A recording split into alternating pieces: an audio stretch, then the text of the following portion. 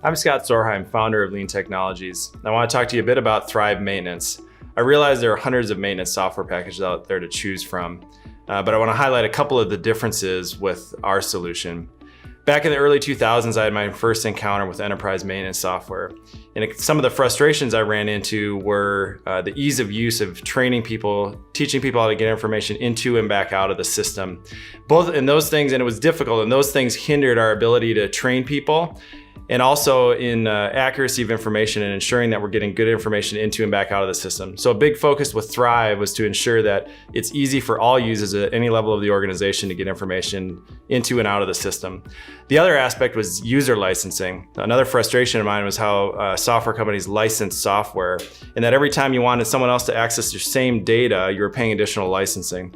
So Thrive has unlimited user licensing. There's one price that you pay, and as many people as you want can access the software. This helps you in the long run because your budget's constant, and we put it at a point where no matter the size of your company, you're going to get value out of it for that one price. So to learn more, check out the website, and you'll learn more about how else the other ways that Thrive Maintenance can differentiate from other software packages.